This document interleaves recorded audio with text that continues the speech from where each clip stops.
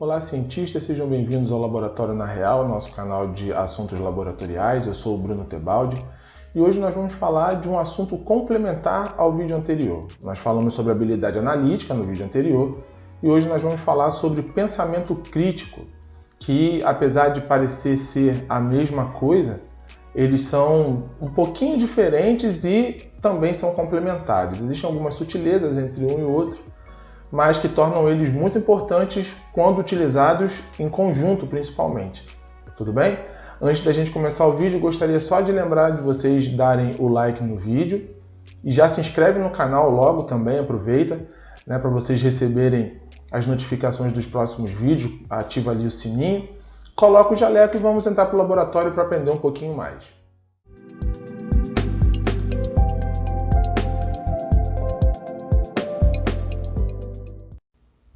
Você pega um exame, né? Pega lá uma lâmina, vou mais uma vez utilizar um exemplo da minha área, e analisa aquela lâmina e percebe que tem um determinado grupamento celular que não deveria estar ali. Ele não deveria estar ali. Um exemplo, né, para a gente é assim, funciona mais ou menos assim. Mulheres que já estão na menopausa apresentam células mais imaturas, né, mais profundas, que a gente chama de parabasal. E as mulheres que ainda estão no período fértil, né, que tem ciclo menstrual regular e tal, vão apresentar células intermediárias, células superficiais, que são características daquele epitélio ali. E aí, sei lá, eu pego uma paciente de 23 anos e essa paciente ela apresenta uma grande quantidade de células parabasais. A minha habilidade analítica vai entender o seguinte, nesse caso: não houve erro de coloração, não houve erro de coleta, deu tudo certo, mas eu consigo interpretar analiticamente aquilo ali como uma atrofia. É o que a gente chama quando a predominância na celularidade cérvico-vaginal é de células parabasais, a gente chama de atrofia. E aí, beleza, eu vi que tem uma atrofia ali, mas, poxa, a paciente tem 23 anos, né? E não faz sentido isso. Então, o meu pensamento analítico chega até aqui, não houve erro nenhum, não houve nenhuma discrepância ali na hora de fazer a coleta ou a coloração, nada disso. Então, agora entra o meu pensamento crítico. Agora eu preciso entender por que aquilo está daquela forma. Ah, agora eu entendi! Agora eu saquei! Agora todas as peças se encaixaram! Então eu vou procurar as informações sobre a paciente para tentar estabelecer uma relação entre a celularidade apresentada e a idade da paciente. Então eu posso, por exemplo, encontrar algumas respostas. Ela pode ter algum problema hormonal, né, e então ela não produz determinados hormônios que vão ajudar ali a maturar aquelas células. Ela pode fazer uso de medicamento anticoncepcional, que pode reduzir a maturação dessas células. Ela pode até, em determinados casos, né, já ter feito uma esterectomia por algum motivo, né? E isso precisa vir descrito, claro, na requisição da paciente. Mas quando eu olho puramente ali para aquela análise específica, analiticamente eu vou dar o que eu estou vendo, né? Atrofia. Porém, o meu pensamento crítico vai me dizer o seguinte: cara, essa atrofia não faz sentido. Essa atrofia não faz sentido. Você está dando uma atrofia, você está corretíssimo no que você está fazendo, mas você entende que isso não faz sentido porque a idade da paciente não é compatível com a celularidade mostrada? Beleza. Então agora, por conta disso, eu vou procurar saber o motivo dessa atrofia. Então eu vou entrar em contato com a pessoa que fez a coleta, o médico, a médica que atendeu, né? Vou tentar tirar mais informações sobre essa paciente, caso as informações na requisição não sejam suficientes, né? Para depois eu conseguir, de fato, liberar um laudo que seja consistente, não apenas com o que eu vi na lâmina, mas também com a realidade daquela paciente, tá? Então, a mesma coisa pode acontecer de forma contrária. Uma paciente de 68 anos, que já deveria estar apresentando um epitélio atrófico, ela apresenta um epitélio trófico, maduro, bonitinho, células intermediárias, superficiais ali, não tem células parabasais. Poxa, isso é estranho. Então, quando eu vou procurar saber, eu descubro que ela faz reposição hormonal, padrão. É assim mesmo que vai ficar, né? Um predomínio ali de células intermediárias e tal. Pode até aparecer uma outra célula parabasal, mas de forma predominante, as células mais maduras vão aparecer.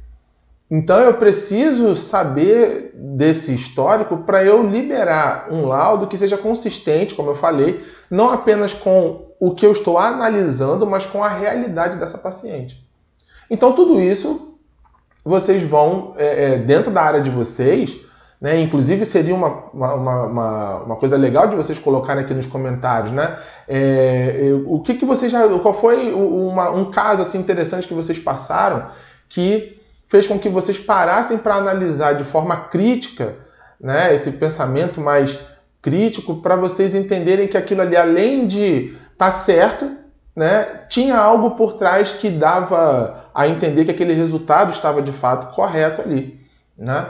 Então a gente precisa ter essa capacidade, esse pensamento crítico de entender que ainda que o seu resultado esteja correto, todos os equipamentos, todos os instrumentos, todos os aparelhos que você utiliza estão todos funcionando normalmente, ainda assim aquele resultado, ele não deveria ser aquele resultado. E por quê? Aí vem a parte crítica. A analítica chega até aqui e a crítica vai daqui para frente para dizer o quê? Por que então que deu aquele resultado? Se nada está errado, se eu coloquei tudo certinho, está tudo calibrado, tudo trocado, eu botei tudo novo para funcionar ali, fiz e mesmo assim o resultado deu um resultado estranho. Por que deu esse resultado estranho? Aí você vai descobrir talvez que o paciente usa um determinado tipo de medicamento que ele não relatou, né? Que ele tenha feito uma cirurgia que ele não relatou. O paciente nem sempre vai relatar tudo. Everybody lies. Ele não sabe o que de fato é importante e o que não é, né? Quem sabe o que é importante e o que não é a galera da área da saúde, né? E mesmo assim, dependendo do profissional da área da saúde, né, principalmente os que não trabalham dentro da área laboratorial, eles às vezes não sabem que determinadas informações são importantes. Quando se preenche lá o pedido médico, a requisição para fazer um determinado exame, e você não tem na anamnese as informações necessárias, você pode liberar até o laudo, beleza. Mas tá, deu esse resultado. Aí o médico vai olhar e falar, gente, esse resultado não é possível, né? Como é que pode ter dado esse resultado? Aí ele vai, sei lá, pedir uma revisão do resultado. Agora, se você tem uma anamnese completa dessa pessoa, você pega o laudo, olha, deu isso aqui por causa disso, disso e disso. Você já complementa lá no laudo, para que quando o médico olhar, bota lá numa observação ou alguma coisa assim, quando o médico olhar, ele vai olhar e falar, tá, tudo bem, tá, o resultado é esse por causa disso e disso e disso. Essa é a capacidade crítica, de você saber criticar mesmo o resultado. É você fazer uma crítica ao seu resultado. Você fez uma análise, fez um teste de alguma coisa, seja o que for, e você viu que aquele resultado ele é um pouco discrepante daquilo que deveria ser.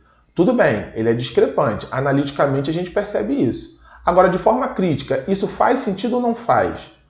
Se não faz sentido, tem que repetir a análise, claro. De volta à fase de planejamento! Agora, se tiver algum fator secundário que dê sentido a esse resultado, ele precisa ser relatado para que a conduta médica seja adequada para aquele paciente. Uma coisa que a gente precisa sempre lembrar, tá? É que a gente não está tratando ali de uma produção em série. A gente está tratando de pessoas. E cada pessoa tem uma história. Cada pessoa tem uma dificuldade, uma doença, passou por determinados procedimentos, enfim. Então a gente tem que entender que cada resultado vai ser único por conta do paciente. Tá? Então, mesmo que você tenha 10 testes que tenham dado o mesmo resultado, você vai observar que deram o mesmo resultado, mas os pacientes não são iguais. E pode ser que um desses resultados pode ser um falso positivo ou um falso negativo, justamente por causa de alguma coisa que o paciente fez, ele deixou de fazer alguma coisa na fase pré-analítica ali, né? Alguma preparação para aquele exame especificamente, que pode ter mascarado, né? O paciente tem diabetes. Ah, beleza, aí, ou está suspeito de diabetes. Aí, beleza, tem que fazer o jejum lá, antes de fazer a medição da glicose. Pô, mas aí ele tomou café, comeu pão e tomou um leite, comeu bolo e tal. Vai chegar lá, vai acontecer o quê? Pô, glicose alta. Ah, tá com diabetes. Não, não é assim. Calma aí. O senhor fez o jejum certinho? Ele pode mentir, mas vamos supor que ele disse a verdade. Ah, fiz sim. Pô, então a sua glicose está muito alta. Faz uma hemoglobina glicada para a gente ter certeza, mas provavelmente você está com algum problema aí na sua insulina que não está resolvendo o seu problema, né? Então você tem que ser capaz de criticar os seus resultados, corretos ou não. Você tem que saber se realmente não tem nenhum fator secundário que pode atrapalhar o resultado e dar um falso positivo, um falso negativo no seu exame.